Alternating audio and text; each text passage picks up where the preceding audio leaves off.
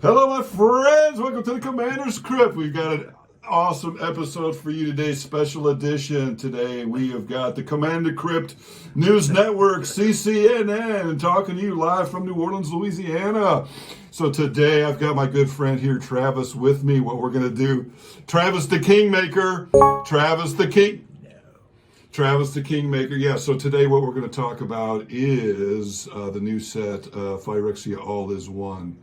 So a lot of beautiful cards with this set, but it might be all beauty and no bite. So that's what we're going to talk about today.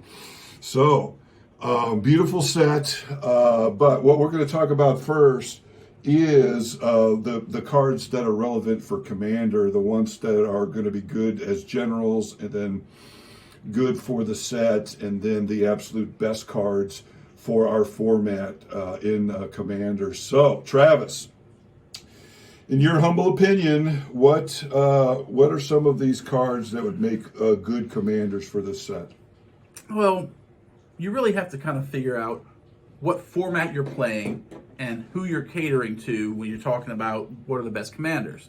You don't just want to say, this one's the best for everybody, Yes. because that's not true. Yes. Yeah. I'm just going to generally lump it into, you've got your pre-con level, your fun level, your casual level, and then your competitive level. Yes. Yeah. So for competitive, you want to stay low to the ground. You want guys that are cheaper to cast, things that have more impact when they hit. Yeah. I know that the new red mythic Praetor, not Praetor, but Slophedon. Slow Fiend, Mayhem Dominus. Okay. Yeah. If a source would deal damage, non-combat damage to an opponent or permanent opponent controls, deals double that damage to that player or permanent instead.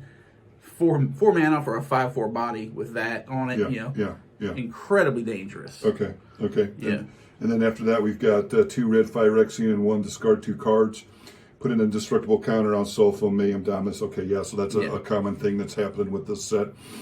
So so for the most competitive, are you saying that's number 1 for this set? I believe so. Yeah, Okay. for competitive, because like there's going to be. I have to agree. He's low to the ground. Right. Yeah. Very, very, very scary. Yeah. Another way to put that. Yeah. That looks pretty good. Slow Fiend, Mayhem Dominus. It's funny. You'd have thought that they'd have had more Phyrexian mana for these things, since it is Phyrexian, but whatever. Well, I think they learned their lesson in the previous sets that you can't give their casting cost too much Phyrexian, because then it causes problems of things coming out way too early. Okay. Like if he had Phyrexian 2, oh, I mean, turn 2, you'd have facing double damage. Yeah. Turn 3, you're swinging in for 10 commander. That's just Yeah. Good point. Very hard to stop. Good point. Yeah. So he's already a 5/4 for 4, which is strong. And then if a source you control would deal non-combat damage, double it. Yeah, that's very dangerous. Right. Yeah. So, in our humble opinion, the top commander that's probably going to see the most play as far as competitive tables would be Sulfur, Mayhem Dominus. I believe so. Yeah. Okay. Like he's the one of all of them that just screams, huge threat, gotta remove, or you're just dead to it. Yeah, and he could come out second turn with a Soul Ring. Yeah. Very strong. Yeah. Very, very, very strong. Okay. And he's a mythic, obviously? Yeah. Okay. He's a mythic. Okay. So next we're going to talk about Elish Norn, probably number 2 in our list of cards most capable of the best competitive play. Yeah, Elish Norn, 4/7 Vigilance for 5 mana. If a permanent enters the battlefield, causes a triggered ability, you get to double it. And then your opponents get no enter the battlefield triggers. Okay. Wow. Because she completely shuts off one whole angle of play for certain decks. Wow. Any opponent's deck that's centered around coming in the battlefield triggers just turned off. All right. And you get the double. And she's Vig, and she's got a big body for casting costs. She's got a big butt, and we all know I like the chicks with the big butts. But so she's a 4/7 Vigilance for 5. That's already very strong as it is. Right. And then she basically doubles all ETBs for battlefield. For you. Yeah. A permanent, not just a creature. Yep. Yeah, very strong. You make especially like all the white things that come in, like O-rings, and come in the battlefield, destroy target enchantment or artifact, and she's doubling up on that stuff. Your lands, anything that come in the battlefield doubles up on that. Just so much value. Very strong. So I'm seeing here that they've got at least 3 different versions. No, sir. No. No, sir. How many versions, Travis? If you count a regular and a foil as 2 different versions, there are 15 versions of Elish Norn. Ooh. So there are going to be a lot of them around. All right. So same thing with Slowtheme as well. 15 versions of him, or no? There are a few less than him. I think there are only like 9 of him. Okay. Only 9. Yeah. Elish Norn got so many different arts and pictures that honestly, it's not going to carry the value. Even though the card is great, there's just going to be too many. That's my favorite right there. I don't even know how to describe that version. That's the basic version. The basic version. Okay. That's the basic version of Elish Norn with the foil would be the most, the hottest one, I think, in my opinion. Yeah. So, okay. So she's number 2, and then number 3 we've got Glissa Sunslayer as the 3rd best general competitive wise in this set. Yep. Glissa is 3 mana. She's a black-green 1 for a 3/3. And she's first strike, death touch. And when she deals combat damage to an opponent, you get to choose one of 3 abilities. And I believe they are draw a card, lose a life, destroy an enchantment. And I can't remember what the third one was, but it was something reasonable. Yeah, I'm looking it up here. There's so many cards. You're in the mythics. Okay. She's a regular rare. Okay. There's so many cards in this set that it's just unbelievable. Yeah, there she is. And remove 3 counters from a permanent. Yeah, that's the one you'll do the least. Yeah. But she's super aggressive on the ground. Yeah, 3/3 for 3, death strike, as we say in the business.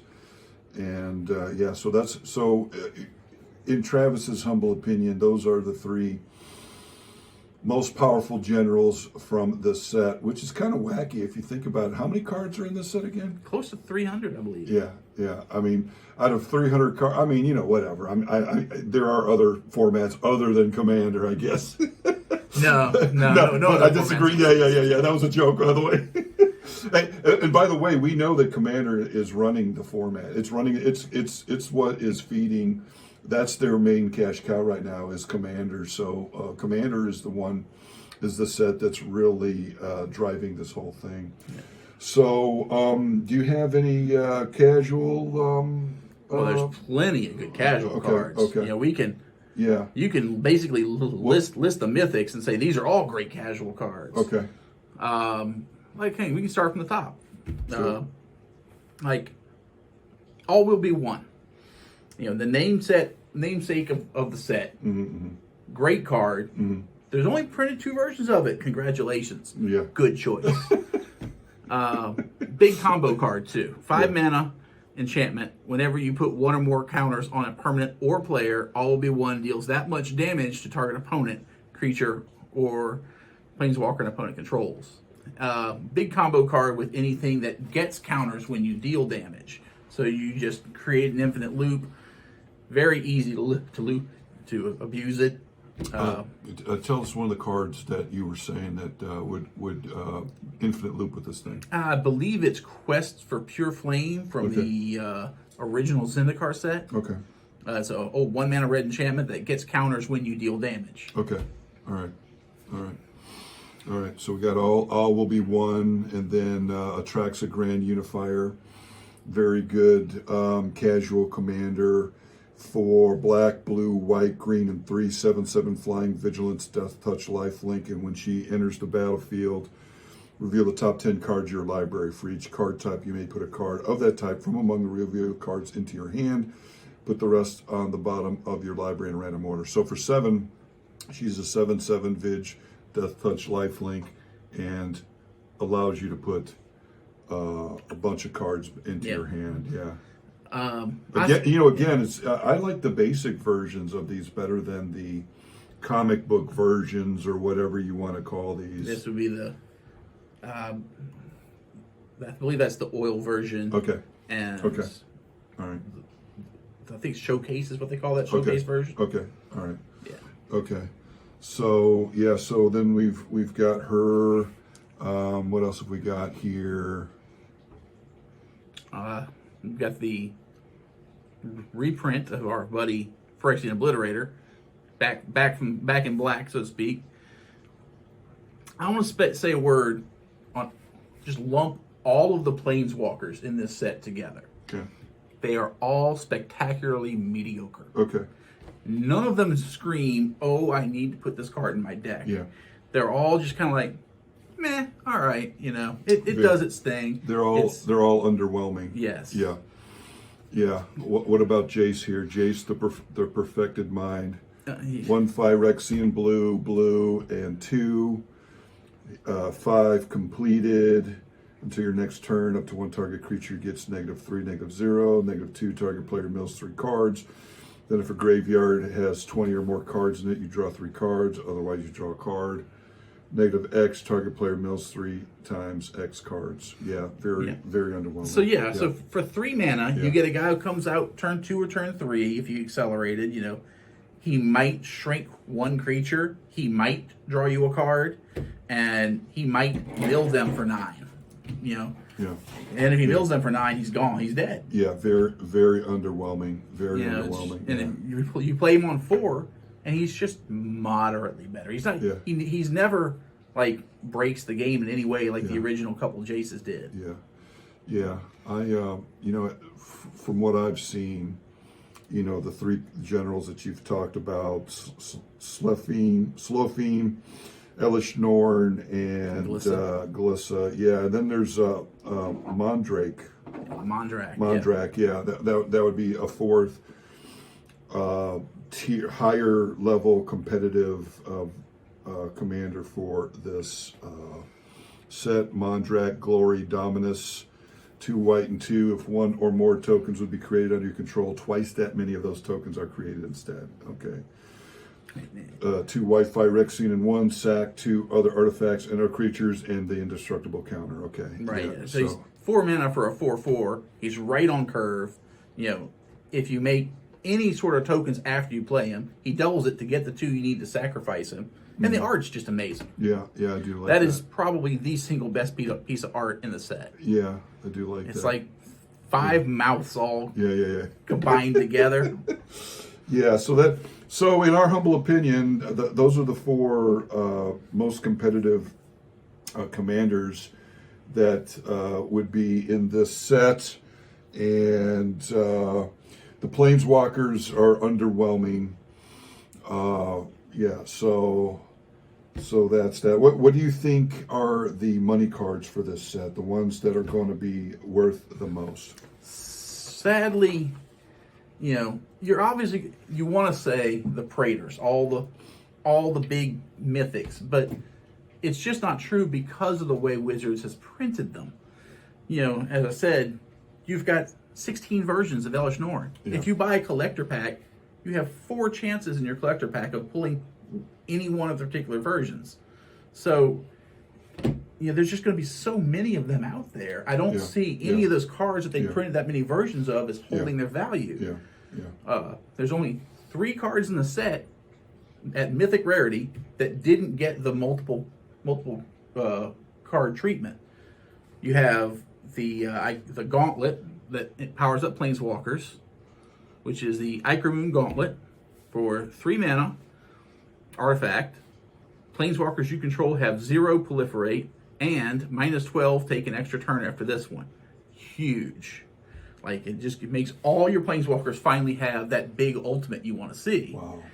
And whenever you cast a non-creature spell, choose a counter on target permanent and put an additional counter of that type on that permanent. So as you're casting your Planeswalkers, you're growing your other Planeswalkers. Wow. And your little Planeswalkers that you don't need anymore can just start proliferating your bigger ones up. Oh, wow, okay. Yeah, they can start feeding counters to the big ones so you can take extra turns. And this, with the Jace that copies himself, is an infinite combo to take infinite turns. Okay, all right, okay. But they only printed 2 copies of it. Okay. So it's going to be much more in demand, and it'll hold Okay. its value much better. Okay, so Travis thinks that the Icor Moon Gauntlet will be one of the money cards in this set, and I tend to agree with him. What else is there? The new sword that they reprinted, the Sword of, they print. This is, I think, the second to last one. There's only one left after it. The Sword of Forge and Frontier, or as my friends like to call it, the Sword of Dew and Doritos. Because the picture is just the Dew and Doritos. Doritos. Yeah, I like it. Equipped creature gets +2/+2 and has pro red and green. Whenever equipped creature deals combat damage to a player, exile the top 2 cards of your library. You may play those cards this turn. You may play an additional land this turn. Okay. All right. So Trav thinks that sword, and I tend to agree with him. So the Sword of Dew and Doritos here is going to be the money card. Well, it's going to hold its value a little better. It's not the best sword. There are many others that are way better. Yeah. But it's solid. It gives you value. It ramps you a little bit. It gives you protection from one of the better colors in Commander in green. Well, the red's not so great, but, you know. Yeah. It kind of sort of gets you 2 cards. Yeah. So it's strong. Yeah. And, what would be the application for Prosper decks for this exile type of thing that it's doing here? Oh yeah, you put the sword on Prosper, hit somebody with him. No one's blocking a Death Touch pro red pro green creature. Right. Yeah. And you get the free 2 exiles. If you play, you get the free additional land play, so you get the extra treasure, and you might play the other card, get an extra treasure, and it compounds with any sort of deck like that. Yeah. Okay. Yeah. Usually when they come out with a sword, it's usually pretty good. There's a couple out there that are okay, but I would say this one is okay, fair to middling. So what else have we got as far as money cards? The last one was the all would be 1. Okay. They only made 2 copies of that one. Okay. 3 mythics that they only made 2 printings of. So all the rest have multiple. Okay. Yeah. So all will be 1. I think all will be 1's probably the money card. Okay. And the other 2 will just be solid 10s and 20s and 30s, Okay. Yeah. So, as far as value of this set, what do you think about that? We talked about that a little bit earlier. If you were a Magic the Gathering aficionado and you were thinking about getting this set, how would you handle? How would you go about purchasing this set, these cards, or whatever? If you're drafting, you buy a draft booster box, draft packs. That's the only reason for those packs to exist. Okay. There is no reason for set boosters to exist because they're just throwing money away. Okay. If you're buying a $100 box, stop what you're doing. Just buy the cards you want. Okay. You'll get much more value. Go to your local card store, help your local economy, buy the cards you want. Yeah. Because if you spend $100 in a set booster box, 120, let's say, you're going to get 3, maybe 4 mythics. So what you're saying is you are definitely not going to get your value. No. You're going to spend $125 and you are not going to get nowhere near what you purchased, because most of these cards, this is a big chaff set. A lot of these are just going to be 50 cents or whatever. A lot of these cards, there's only a few good money cards, and the chances of you getting enough to get your money back when you buy a box is very low, is what you're trying to say. Yes, mainly because all the value in the set is at the mythic slot. Okay. If you don't open a mythic, you Right. open 50 cents in cards. Right. So in order to get your money's worth out of this set, what would you recommend as far as purchasing? Buy collector boxes. Right. Go to your card store, buy a collector box, get the free promo when you buy the collector box, money in your pocket. All right. You get foil basics, full art foil basics, you get the Phyrexian basics, you get 6 rares or mythics per pack with multiple chances to get the special versions, the oil versions, all the other stuff. So you get better quality of cards, more rares, more value. And how much are the collector boxes going for? If you get them on Amazon, $230, but if you want the free promo from your local game store, you might have to go $250, $260. Okay. All right, so what we think in this case, if you're going to get this set, is to get the collector boxes. If you're going to get packs, draft, yeah, do the $25 packs. Just way more value in there as far as foils and better cards. Yeah. So, all right, so cards. Let's go through some of the better to best cards in this set, and then we will talk about more things about this set, and then just start to wrap it up. All right, so we already talked about a couple of them, but we could go over like Okiva, the Enigma Golem. It's just a rare, but really fun for Commander. And Okiva is basically like a new printing of the Locust God. Okay. Let me find him here. Here you go. He's 7 mana for a 6/6 flyer. He's ward 3 and pay 3 life. So 3 mana and 3 life to hit him with a spell. Mm-hmm. Whenever you cast a non-creature spell, create X 1/1 red Phyrexian Goblin tokens, where X is the mana value of that spell. They gain haste until end turn. So, like the Locust God, he makes tokens, but he makes them in big batches. Okay. They don't fly, but again, he makes multiple at once. A bunch, yeah. So you chain them together, 2 or 3 big spells, and all of a sudden you've got an army of goblins. Okay, all right. In addition, he's a big threatening body on his own with ward. Yeah. Ward 3. Yeah, you know, I think I like Locust God way better, but there's probably some shenanigans that you could pull with this card. Mm-hmm. Yeah. So what else have we got here? We talked about Mondrak. Zopandrel. He's a mythic, green mythic, and he is all about the combat phase. He's a 7 mana, 4/6 with reach for Phyrexian Horror. At the beginning of each combat, not just yours, each, double the power and toughness of each creature you control until end of turn.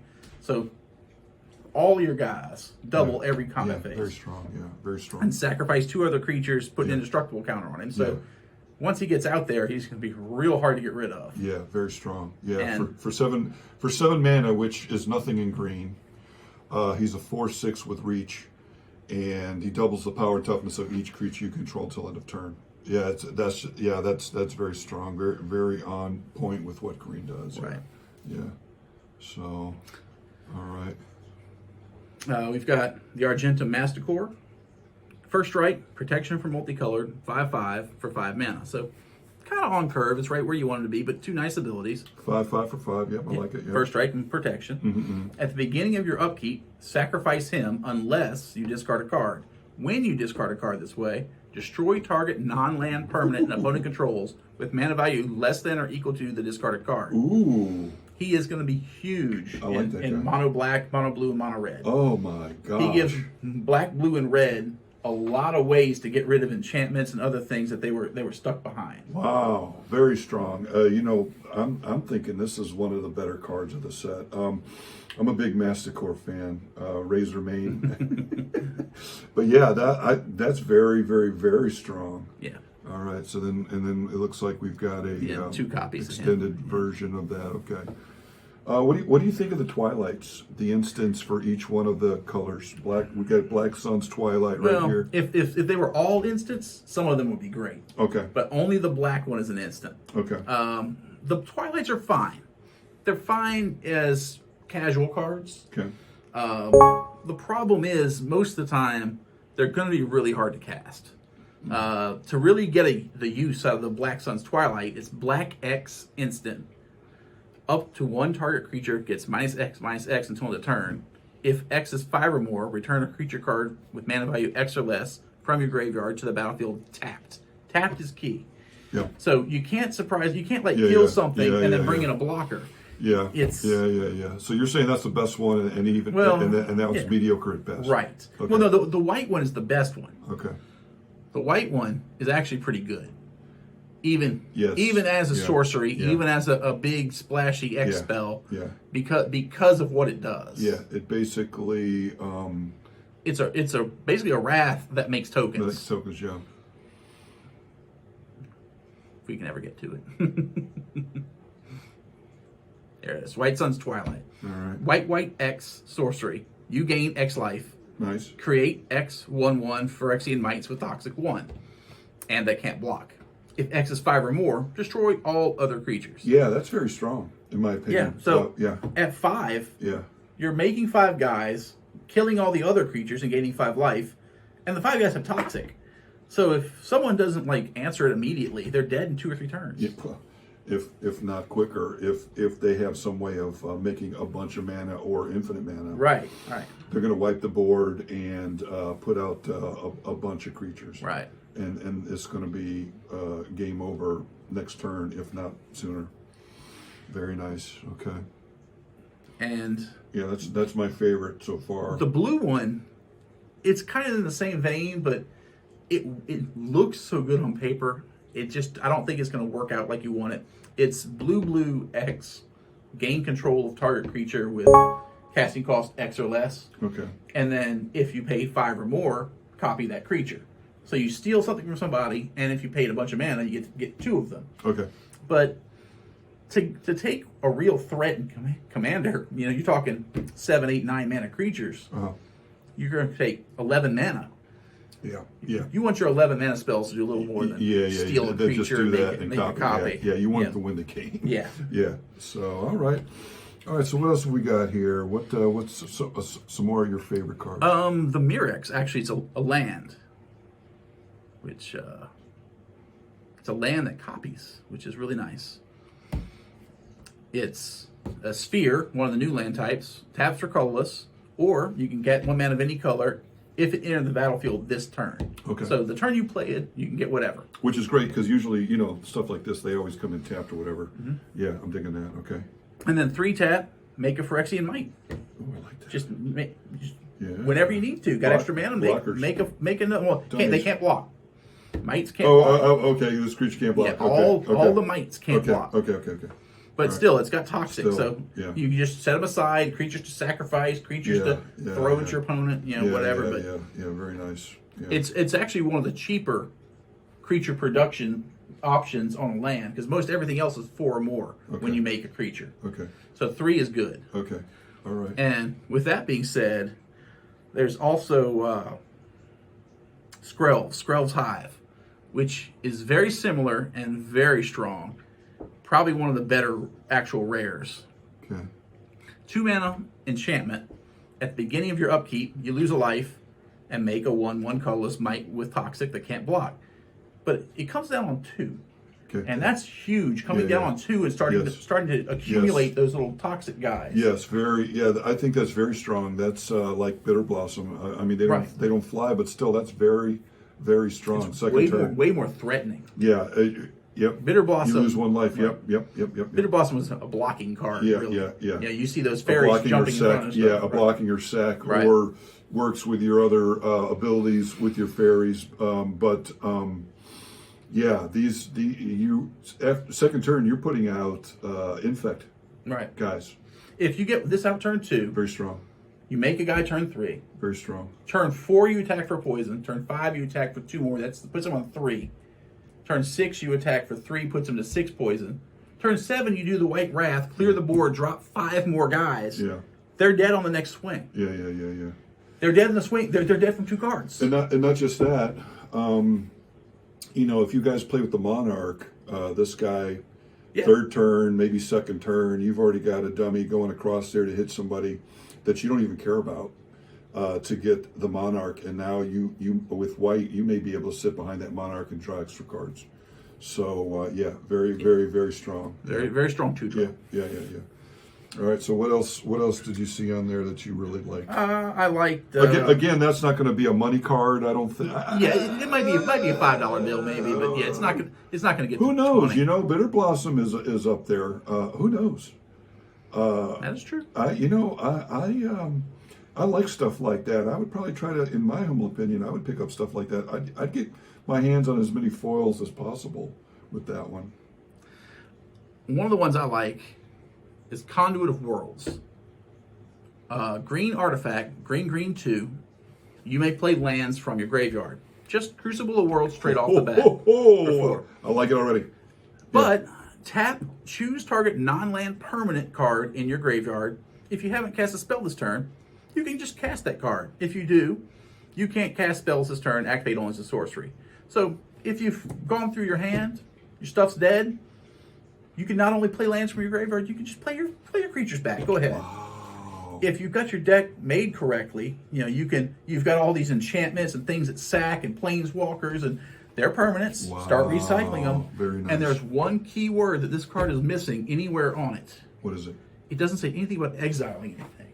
So you could discard your hand, Nice. And bring them tap, back. and start bringing them back Bring one them by back. one. It has no discard clause. Very strong. No exile clause. Very strong. Just lets you do it. Wow. One a turn. Wow. Very strong. Very strong. All right. What else? What else are you seeing on here that the crypties might like as far as good cards? I think Conduit of Worlds and Skrell's Hive, I think they might surprise us as far as value, as far as monetary value. Conduit of Worlds. That's a Crucible of Worlds right there. Yeah, it's going to be strong. Yeah. It's going to be strong. Yeah. So those might be some money cards that we didn't discuss earlier. Now, one thing I'm happy to see is the reprinting of the fast lands. So these are the lands from years back.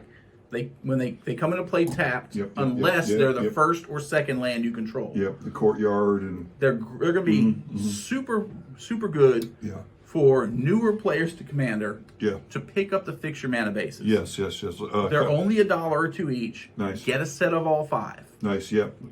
Just get one of each. Those might be a decent money card too. I mean, that is a. As of right now, they're only $1 or $2 each. All right. Okay. And I encourage everyone, all right, go to your local game store, buy a set. Just 5 cards, $10.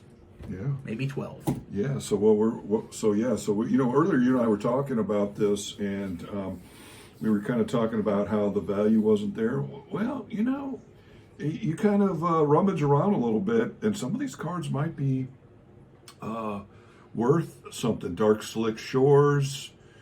Enters the battlefield tapped unless you control 2 or fewer lands. The fast lands, like you said, that's another strong card, I think. Yeah, all 5. There's 5 fast lands. All right. The problem being, I think this is their 3rd printing, and they've got multiple copies in the set, and only at rare. Okay. So there are going to be a lot of them out there. Okay. So unfortunately, they're never going to get back to $10 each, but they might get up to 5. Okay.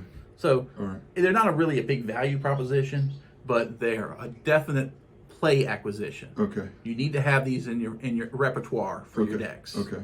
Yeah, you definitely want these as far as mana fixing duels. You remember back in the day, man, it took them forever to print any duels. And now they just make them every set, which is good for new players, right? Yes. You want a nice set of lands in every set of cards. Because without these you can't play the multiple colored commanders and stuff. So I know the blue artifact. The Mind Splice Apparatus. Okay. This is my sleeper hit for the set. All right. It's probably only 50 cents right now. Okay. Buy 4. And Travis is usually, I'm usually pretty good at finding cards that do well later on. Travis is very good too. As a matter of fact, we call it our Magic the Gathering stock club, where we sit around and talk about which a card stock is going to go up. So I always value what Travis has to say as far as potential values of cards going up in the future. So the Apparatus is a 4-mana artifact, 1 blue and 3, with flash. Flash is nice. At the beginning of your upkeep, put an oil counter on it. Okay. So you can drop it down at the end of their turn. Okay. Your turn, immediately put a counter on it. Ooh, I see. Instant and sorcery spells you cast cost 1 less for each oil counter on it. Yeah, very strong. This is the first one of these cards that reduces the cost of your instant sorceries that scales. All the rest of them are like 1 and 2. This one can get out of hand very quickly. Like if you got a red-blue spells deck, and with even just a little proliferate, let's say you're playing the new proliferate Dominus. Yeah. So when you cast a spell proliferate twice, now all of a sudden you go from 1, and all your spells are -1, to cast the spell, put another one on it, proliferate twice, go to 4, and now your spells are 4 less each. This is very strong. Yeah, I remember when Sapphire Medallion came out way back in the Tempest block or whatever, and that's a decently powered card. Yeah, this is very, very, very, very strong. Yeah. Yeah. Yeah, you could get this out second turn, and with a, Soul Ring of Rock, and now every turn you are ticking down your instants and sorceries by 1. That's very strong. It's really encourages you to play the bigger, splashier instants and sorceries, which is good. I like to see more variety in people's decks rather than the same 10 cards over and over again. So, if you've got a deck based around casting instant sorceries, you've got all the things that reduce them, and you land this, now all of a sudden you're casting 8 and 9 mana sorceries twice a turn. Yeah, or doing big things. Yeah. Or maybe for 1 mana, like a Teferi's Protection or something. I could put this in the Genesis Shirikai deck, and now my Teferi's Protection is 1 white. The counters are 1 blue or whatever. Yeah, I think this card is very, very, very strong. Yeah, I like it. I do too. Only 2 versions of it. Yeah, only two versions. And most of the regular rares just have 2, maybe 3 versions. Okay. So that's good. But even still, because they're regular rares, the price is going to be depressed. Yeah. Because of the and we'll summarize these at the end of the episode, all of the money cards. I'm seeing that there's more than we thought there was originally. Well, for now. Yeah. I like the Monument to Perfection. Okay. I think it's a good card. 2 mana artifact, 3 tap. Search your library for a basic land, a sphere, or a locust land. Reveal it, put it into your hand, shuffle. So it's literally the same as a Journeyer's Kite. Okay. But it gets you more options. Okay. More options is fun. Yep. Pay 3. It becomes a 9/9 Phyrexian construct artifact creature, loses all abilities, and gains indestructible and toxic 9. Activate only if there are 9 or more lands with different names among the basic sphere and locust lands you control. Yeah. I was like, what? Oh, okay. Yeah. So once you get to 9, it's a win con in itself. Okay. All right. But you got to get those lands out. But it lets you do it. All right. Okay. But I like it because it's 2 mana. Yeah, it's 2 mana. Wow. But it gets you the locusts and the spheres. Okay. They threw in locusts from original Mirrodin, and those are real strong. There's only 3 of them, but they're all real strong. All right. So you can go fetch them, and you can ramp to 9 pretty quickly. Should people get those locust lands from the original Mirrodin block? Absolutely, you should. Right. That should just be in your toolbox. All right. Okay. All right. What else we got, Trav? Phyrexian Arena got a nice reprint. If you don't have one, you should probably pick one up. I like it. I like that picture. It's down to just a few bucks now rather than 10, 15. So another card should be in everyone's toolbox. You should have access to a Phyrexian Arena. Yeah, this is almost one of those cards that if you have black, you should have this card in your deck. It's very super strong. Yeah, very super strong. All right, what else we got?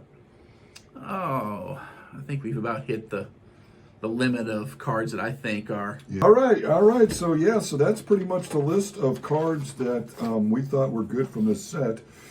Now, we talked about the good and the ugly. We're about to talk about the bad. The bad of this set, 90% of the value is at Mythic. Too many variations, overprinting. What's your final say on this? I think set? It comes back to the Elish Norn problem. Elish Norn has 16 different versions in the set, and other planeswalkers. Some of the planeswalkers, like Nissa, I'm looking at 6 right here, and that's not even all of them. Nahiri, which is a bad card, there's 6 of them. So when you're opening your packs, you're much more likely to get these bad cards than the cards you want. And all the best cards, they're mythic, but like Mondrak only has 2. Let's say he's got 4. You're less likely to get him than you are to get one of the planeswalkers, which you don't want. So yeah, so and Mondrak was one of the cards that you mentioned that you should target from this set. Yeah, he's going to be a Yeah. big dollar card. Yeah. Now, So you're saying that there's 16 versions of Elish Norn. your regular version, your regular foil, your borderless foil. They've got what they call the Icor version, the Okay. Icor version with foil, Okay. the Icor version with the Phyrexian foil. Okay. You know, there's the borderless manga version, the borderless manga with foil. There's that's not all of them. Okay. Okay. Wow. Wow. Wow. You know, we don't know. There's 16 versions, but we don't know what the print run is of that, right? I mean, Even if, you know, that's still, yeah, that's gotta be large. Yeah, yeah, that's Well, large. Yeah. The mythics, all the base mythics are on the same sheet. So when they print the set, the base numbers are the same for everyone. All the base mythics have the same print value. But when all the extra sheets, we don't know how much there are. So there could be, on the Phyrexian oil printing sheet, there's 20 of them with the Phyrexian oil versions. We don't know how many of those there are. We don't know how many of the Icor versions there are. We don't know how many of the Phyrexian text versions there are, the manga versions, or there's a sheet for each one with that all the specific ones on there. So there's probably, I don't know, I'm just pulling a number out. Let's say 5,000. Okay. Let's say there's 5,000 of each. Okay. You know, that's still 50,000 extra copies of Elish Norn out there. Okay. All right.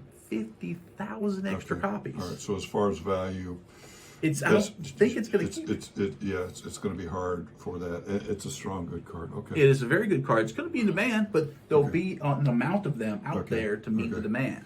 That's not usually the case, right? They usually, with their better cards, they're harder to get. It's kind of weird that they've done that with this. I think in the last few sets, they've been tending towards this, like more and more Okay. special reward. We're going to do this. We're going to try that. We're going to throw these in the packs and see if they sell. And unfortunately, we hit a set where there's all these things that people want, and they put it all in the mythics and reprinted them. So it's going to be great. They're going to be available. You're going to get Yeah. them. Yeah. They'll be out there for you. Yeah. Yeah. And but just know it's not going to be. yeah, if you buy it at 30, it's probably going to be 15 in a year. Yeah. You know, that's just the way it is. Yeah, yeah. So, all right, Travis. Well, thank you very much, man. It was very nice hanging out and chatting with you today. I hope you guys like this video. I really enjoy making these videos. I love Commander. I love playing it. I love doing it. You know, we have a saying here at the Commander's Crypt. We're not just trying to be another Commander channel. We're trying to be a Commander community. So I'm very humbled. We've passed 19,000 subscribers in 10 months, and so I'm very happy with that. I love making these videos. If you like these videos, please like, subscribe, and if you think we're doing a good job here, tip us a buck on Patreon. So. Yes, that's it, Travis. I really appreciate you coming in and talking about this. We sit around and talk about this stuff, and I was like, man, you know, we should be talking about this on my channel. So yeah, we're gonna be trying to do this more often, about once a week or every couple of weeks, maybe talk about the state of Magic and Commander. So. That's it. You got anything else you want to say, Trav? No, that's it. All right. Well, we're going to get on out of here. That was the Commander's Crypt coming to you live from New Orleans, Louisiana. Have a wonderful day.